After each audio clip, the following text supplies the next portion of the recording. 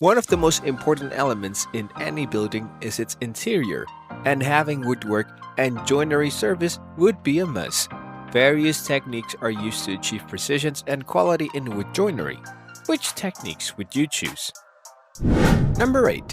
Half-lap joint. A basic half-lap joint is a strong and neat joint that can be used in numerous woodworking projects. It's a bit stronger than a regular butt joint and conceals the end grain for a more polished look. You can use this joint to connect the drawer front to the drawer sides or to construct a simple box. To get started, you'll need a saw and a chisel. First, mark out the width and thickness of your joint on the two pieces of wood. Then use your saw to make two parallel cuts on each piece. The cuts should meet in the middle, forming a rectangular notch. Next, use your chisel to remove the waste material between the two pieces. Make sure to keep the chisel flat and use slight taps with a mallet. Once the waste is removed, you should have a neat half-lap joint. Finally, glue the two pieces together and let them dry. Number 7. Corner bridle joint. Corner bridle joints are like a mortise and tenon joint or a tongue and groove joint. Such joints are used when a light frame is needed, and strength is not a priority. For example, a picture frame. For this, you'll first need to create a slot in one piece of wood. Then, make a groove equal to the slot on the end of the other piece of wood. Finally, apply glue to the slot and groove and leave it to dry. After the glue dries, you can also insert two dowels into the side of the joint to improve the strength. Number 6. Tongue and groove joint. The tongue and groove joints are considered to be the strongest of the edge joints. This joint allows one piece of wood to slide into another, and these types of joints are what you'll typically find in applications like flooring and doors joinery. You will need router bits to cut the tongue and groove joints. One bit is used to shape the tongue on a piece of wood, and the other is used to make the groove. So make sure you use the right size to fit your project. First, you'll need to cut the tongue. Replace the bit and make a matching groove. This joint is usually used in place of the edge-to-edge butt joint to make the joint stronger and more reliable. Number 5. Box joint.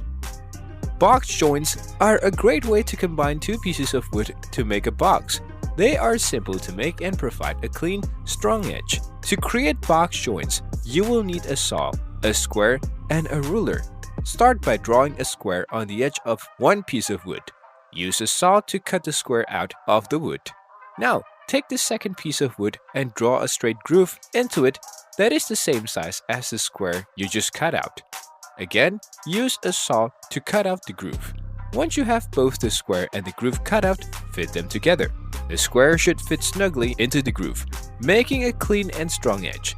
If you don't feel comfortable making the box joints by hand, you can purchase accessories for a router that will make the process easier. Number 4. Edge-to-edge dowel joint. To make an edge-to-edge dowel joint, you will need two pieces of wood and some dowels. Depending on the length of the project, you can insert dowels every 6, 9, or 12 inches apart. The more dowels you insert, the stronger the joint will be. Start by drilling holes into both pieces of wood that match the diameter of your dowels. Then, insert the dowels into the drilled holes and make sure they are evenly aligned. You can also use wood glue to make the joint stronger. Once you have finished inserting the dowels, use a mallet to tap them into place. Make sure the dowels are inserted perfectly. After that, you can sand down the edges and apply a finish. Number 3. Biscuit joint. Biscuit joinery is a modern-style wooden joint. A biscuit joint is commonly used when boards are to be joined along their edges. For biscuit joints, beech wavers are used as biscuits. Getting a good biscuit joint requires cutting the correct size slots so that the biscuit joint can function correctly. The size of your router bits must be exact. After that, apply the glue on one board with wood glue and slide the biscuits into it.